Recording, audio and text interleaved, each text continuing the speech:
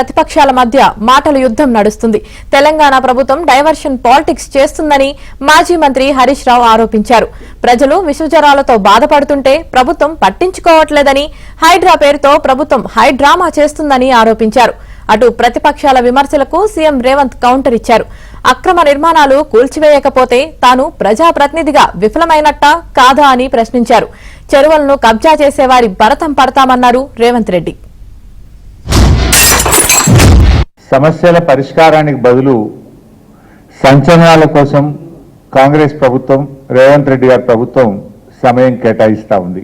ప్రత్యర్థుల మీద విషం జిమ్మేటువంటి కార్యక్రమానికి రేవంత్ రెడ్డి గారి ప్రభుత్వం పాల్పడతా ఉంది. హైడ్రా పేరుతో హైడ్రామా నడుపుతా ఉన్నారు. కానీ ఇలా రేవంత్ రెడ్డి గారు కొంతమందిని టార్గెట్ పెట్టుకొని ఇలా ఆయన పార్టీలో చేరాలి, అయితే కండువా కప్పుకోండి, లేకపోతే మిమ్మల్ని ఇబ్బంది పెడతాం, మీ మీద అక్రమ కేసులు పెడతాం, మీ ఆస్తులు ఊడ్చేస్తాం అనే ధోరణితో ఇలా రేవంత్ రెడ్డి గారి ప్రభుత్వం పనిచేస్తూ ఉంది. అదేవిధంగా ఈ మధ్య హైడ్రాతో ఓ న్యాయం లేకుండా ఓ నోటీస్ ఇచ్చి నిజానిజాలు తెలుసుకొని తప్పుంటే కొట్టండి, వి సపోర్ట్.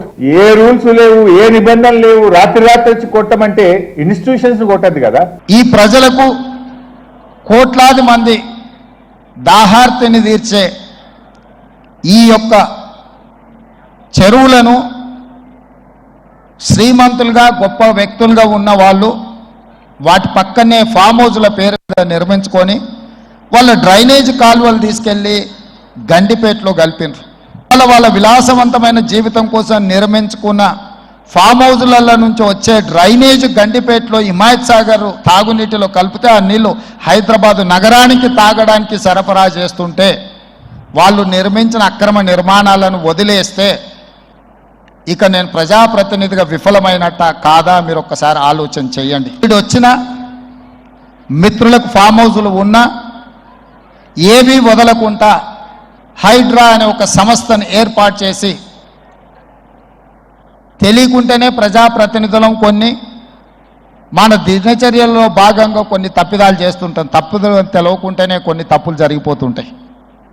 మరి ఆ ఖాతాను సవరించుకోవడానికి, ఆ బ్యాలెన్స్ షీట్ను సవరించుకోవడానికి తెలిసి కొన్ని మంచి పనులు చేయాలని నేను ప్రగాఢంగా విశ్వసిస్తున్నా, నమ్ముతున్నా. ఈ చెరువులను చెరబట్టిన వాళ్ళ నుంచి విముక్తి కలిగించాలన్న ఏకైక లక్ష్యంతోనే ఈరోజు చెరువులను ఆక్రమించుకున్న వాళ్ళను ఎవరిని వదలకుండా ఉక్కు పాదంతో అణిచివేయాలన్న ఆలోచన, అందులో నిర్మాణాలను ఏ ఒత్తిడి వచ్చినా వెనక్కి తక్కకుండా తొలగించాలన్న ఆలోచనతోనే ఈరోజు ఈ చెరువులలో ఉన్న అక్రమ కట్టడాలను కూలగొడుతున్నాము.